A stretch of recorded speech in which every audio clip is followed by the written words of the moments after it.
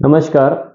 उज्ज्वल news चॅनलमध्ये आपल्या सर्वांचं स्वागत करून राजकारण भारतीय जनता पार्टी आणि त्यांच्या सहकारी पक्षाच्या माध्यमातून देशामध्ये तिसरी वेळेस नरेंद्र मोदी सरकार आलेलं आहे आणि सबका साथ सबका विकास म्हणत राजकारण चालू असताना दुसऱ्या बाजूला मात्र पाहत असताना खऱ्या अर्थानं सर्वसामान्य नागरिक न्यायापासून दूर जातात की काय अशा प्रकारची शंका निर्माण होताना दिसते.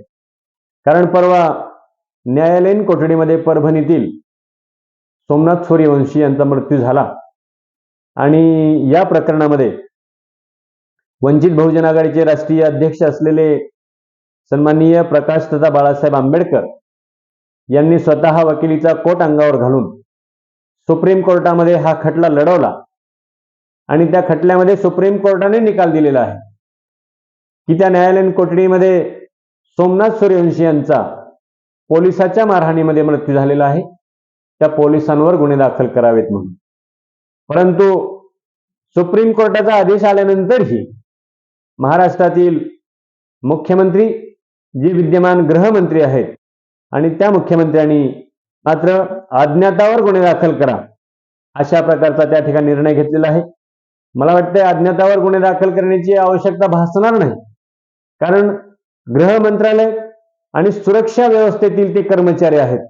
त्यामुळं सोमनाथ सूर्यवंशी यांना ज्यावेळेस न्यायालयीन कोठडी दिली होती त्यावेळेस प्रत्येक शिफ्टमध्ये येणारे कोणत्या शिफ्टला कोणते पोलीस कर्मचारी किती वाजता कोणता कर्मचारी आलेला आहे याची पूर्ण त्या पोलीस स्टेशनमध्ये आणि त्या जे कोर्टामध्ये त्या न्यायालयीन व्यवस्थेमध्ये पूर्ण लिखित नोंद आहे. किती वाजता कोणता कर्मचारी आलेला आहे, किती वाजता कोणता कर्मचारी गेलेला आहे आणि किती वाजता सोमनाथ सूर्यवंशी हा मरून पडलेला आहे याचं दप्तरी नोंद असताना अज्ञातावर गुन्हे दाखल करणं म्हणजे हे हास्यास्पद आहे. आणि एक प्रकारचं महाराष्ट्राच्या सरकारची यामध्ये मानहानी होत आहे, महाराष्ट्रातील पोलीस कर्मचाऱ्याची यामध्ये मानहानी होत आहे असं एक वेगळं बोललं जातं. परंतु मानहानी मात्र कुणाची नाही, कारण न्यायालयीन कोठडीमध्ये जर पाहिलं आपण तर त्या पोलिसांना मारण्याचा अधिकारच पोहोचू शकत नाही. परंतु एक वकिली करणारा एक विद्यार्थी आणि तो आदिवासी समाजाचा असलेला विद्यार्थी, अतिशय शांत संयमी असलेला विद्यार्थी, आणि त्या विद्यार्थ्याला अमानुषपणे मारहाण करून तेही न्यायालयीन कोठडीमध्ये त्याचा जीव घेतलेला आहे. आणि मग असं हे हिंस्र आणि भयानक प्रकरण असताना त्या सोमनाथ सूर्यवंशीच्या मारेकऱ्यावर कायदेशीर असं स्पेसिफिक त्यांची नावं समोर आली पाहिजेत आणि त्यांच्यावर गुन्हा दाखल केला पाहिजे व त्या सोमनाथ सूर्यवंशीला न्याय दिला पाहिजे.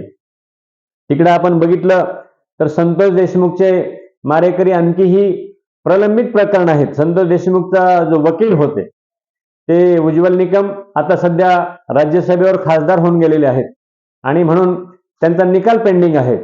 परंतु राजकारणातले सूत्र, राजकारणातले तत्व काय सांगतात याकडे जर पाहिलं आपण तर कधी धनंजय मुंडे यांना बक्षिसी देतात की काय असं वाटतंय आणि पुन्हा एकदा त्यांचं मंत्रिपद हिरावून घेतलेलं असताना पुन्हा त्यांना मंत्रिपद देतात की काय अशा प्रकारचं वातावरण आहे. आणि मग असं जर वातावरण असेल तर बीडकडे आपण जर पाहिलं तर आज ही बीडच्या जेलमध्ये गांजा सापडालाय, तिथं शस्त्र सापडालेत, तंबाखू बिड्याकाड्या सापडल्या आणि मग याच्यावर लक्ष दिलं पाहिजे. त्या ठिकाणी आता परवा एक दोन आरोपी होते, त्या आरोपींना तुम्ही जेल बदलून बाहेरच्या जेलमध्ये त्यांना पाठवलंय. परंतु वाल्मिक कराड सारखा मुख्य असलेला आरोपी ज्यांच्या मार्गदर्शनातून लातूरमध्ये गुंडगिरी चलते, दहशत चलते, दादागिरी चलते आणि 2 नंबरचे धंदे चालतात, असा आरोपी मात्र लातूरच्या बीडच्या कारागृहातून त्याला मात्र इतरत्र हलवलं जात नाही. धनंजय मुंडे हे मंत्री असताना, कृषी मंत्री असताना त्यांच्यावर अनेक आरोप झालेले आहेत आणि मला वाटतं ते सिद्धही होत आलेले आहेत. त्यांच्या स्वतःच्या वैयक्तिक जीवनामध्ये त्यांची जी पूर्वाश्रमीची पत्नी होती त्या पत्नीची पोटगी बहाल झालेली आहे, तिचाही आरोप त्यांच्यावर बसलेला आहे. तेवढं असताना त्या कृषी व्यवसायामध्ये विम्याचं प्रकरण असेल किंवा त्या JCB मशीन खरेदीचं प्रकरण असेल, वेगवेगळे घोटाळे त्यांच्या नावावर असताना देखील आणि अनेक आरोप त्यांच्यावर चालू असताना देखील अशा बदनाम झालेल्या किंवा अनेक संशयाच्या सुई फिरणाऱ्या आमदार धनंजय मुंडे यांना जर पुन्हा थोडक्या दिवसात मंत्रिपद देऊ, थोडक्या दिवसात मंत्रिपद देऊ, एवढंच नाही तर त्यांचे लाड करून आज मंत्रिपद त्यांचं हिरावून घेतलेलं असतानाही, त्यांच्या जागेवर दुसरा कृषी मंत्री नेमलेला असतानाही त्या कृषी मंत्र्याला तिथं निवासस्थान त्याला द्यायला अडचण आहे आणि ते निवासस्थान स्वतः धनंजय मुंडे मात्र स्वतःचे मुंबईमध्ये फ्लॅट असताना, स्वतःचे मुंबईमध्ये घरं असताना आणि मग ते घरं स्वतःचे असताना, फ्लॅटची गरज नसताना, सरकारी बंगलाची आवश्यकता नसताना ते बंगला मात्र सोडायला धनंजय मुंडे तयार नाहीत. आणि म्हणून मला वाटतंय की धनंजय मुंडेवर देखील कठोर कारवाई केली पाहिजे आणि जे त्यांचं हक्काचे घर आहेत त्या घरामध्ये राहावं आणि सरकारी बंगले त्यांचे सोडले पाहिजेत. आणि त्यांचे मला वाटतंय की त्यांचे सर्व असणारे महाराष्ट्राचे उपमुख्यमंत्री माननीय अजित पवार साहेब आणि विद्यमान मुख्यमंत्री असलेले देवेंद्रजी फडणवीस साहेब यांनी त्यांचे लाड वगैरे करू नयेत. आरोपीला आरोपी म्हणण्याचा प्रयत्न करावा आणि सज्जनाला सज्जन म्हणण्याचा प्रयत्न करावा. आणि बीडकडं तिथल्या जिल्हाधिकाऱ्यांनी, तिथल्या पोलीस प्रमुखांनी अतिशय बारकाईने लक्ष देण्याची गरजेचं आहे. कारण ते एक नाही, दोन नाही, अनेक त्या ठिकाणी खून झालेले आहेत. आणि म्हणून एकाच्या नंतर आता संतोष देशमुखच्या नंतर दुसरा एक मुंडे सापडलेला आहे आणि त्याच्यावर देखील SIT लागू केलेली आहे. असे कितीतरी त्या ठिकाणी खून झालेले सांगतात.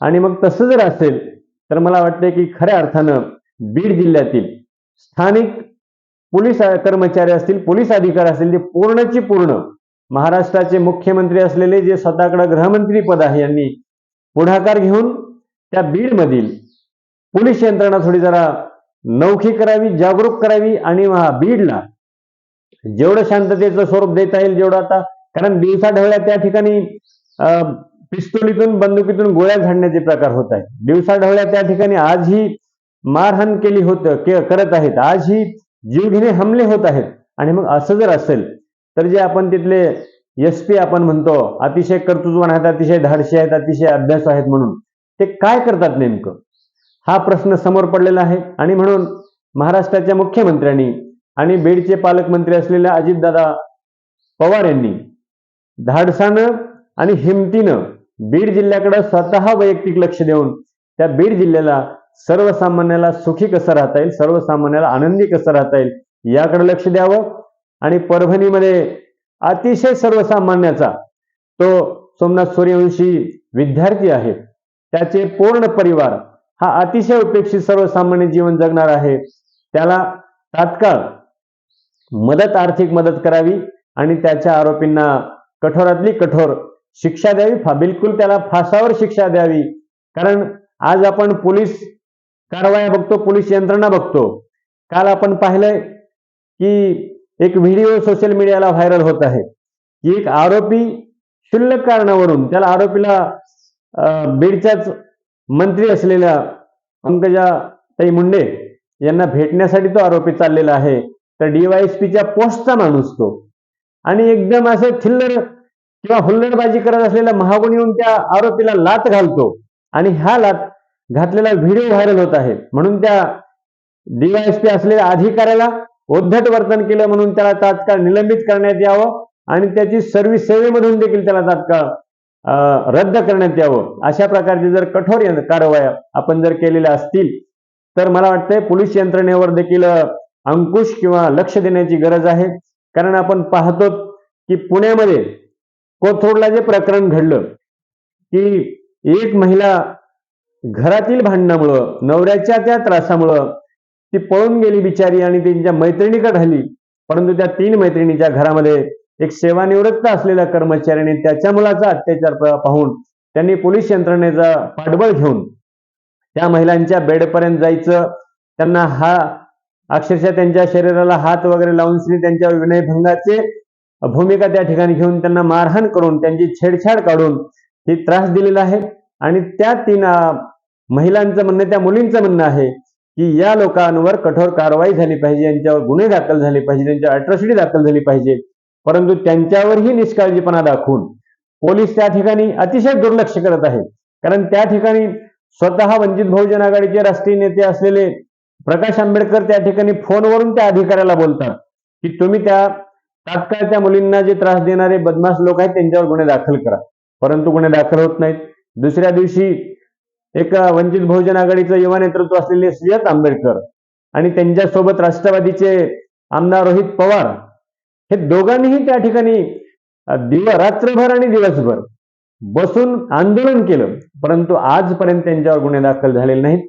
म्हणजे ही गृहमंत्र्याचा अठ्ठास आहे का गृहमंत्र्याची दुर्लक्षपणा आहे का जाणून बुजून गुन्हे दाखल करायचे नाहीत हे नेमकं काही कळत नाही.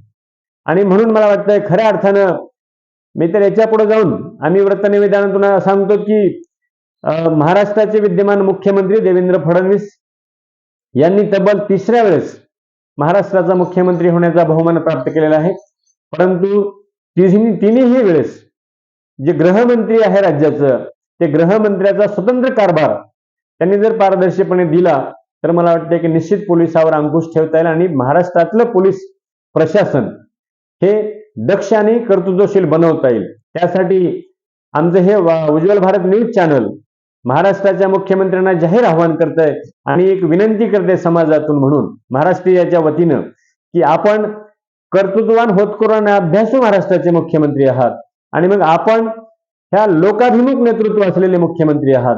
त्यामुळं हे गृहमंत्री पद आपण निश्चितच आपल्याच एखाद्या विश्वासू चांगल्या कर्तृत्वान असल्या अभ्यासू असलेल्या एखाद्या आमदाराकडे द्यावं आणि महाराष्ट्रातील पोलीस यंत्रणा देखील जी मरगळ आलेली आहे आणि जी सुस्तावलेली आहे, जी निर्ढावलेली आहे, त्या पोलीस यंत्रणेला एक दक्ष करण्याचं, पोलीस यंत्रणेला माणुसकी दाखवून सर्वसामान्याला न्याय देण्याची भूमिका घेण्याचं त्या ठिकाणी आपण आदेशित करावं, त्यांना मार्गदर्शन करावं, ते नियंत्रण करावं असं या ठिकाणी उज्ज्वल भारत वृत्तपत्राच्या वतीनं, उज्ज्वल भारत न्यूज चॅनलच्या वतीनं महाराष्ट्राचं दुखणं हे मुख्यमंत्री साहेबांसमोर मांडण्याचा प्रयत्न करत आहोत. आणि एवढंच या ठिकाणी वृत्तनिवेदन करून या ठिकाणी मी उज्ज्वल भारत वृत्तपत्र आणि उज्ज्वल भारत न्यूज चॅनलचा वृत्तनिवेदक विलास घारगावकर व उज्ज्वल भारत न्यूज चॅनलचे तंत्रनिर्देशक प्राध्यापक प्रकाशजी आडसूळ सर यांच्या वतीनं या ठिकाणी वृत्तनिवेदन थांबवतो. पुन्हा आपल्या सर्वांना विनंती आहे की उज्ज्वल भारत न्यूज चॅनलला लाईक करा, शेअर करा आणि हे जे जनहिताचे मुद्दे आहेत, जनहिताच्या समस्या आहेत, जनहिताचे प्रश्न आहेत ते आम्हालाही कळवत जा आणि आम्ही मांडलेल्या प्रश्नाला आपण प्रांजळपणे प्रतिक्रिया द्या. आणि आमचंही काही चुकत असेल, आमचंही काही जर व्हिजन दुर्लक्षित होत असेल किंवा इतरत्र होत असेल तर त्यालाही आपण प्रांजळ सल्ले द्यावेत अशा प्रकारचं नम्र निवेदन करून याच ठिकाणी थांबतो. धन्यवाद.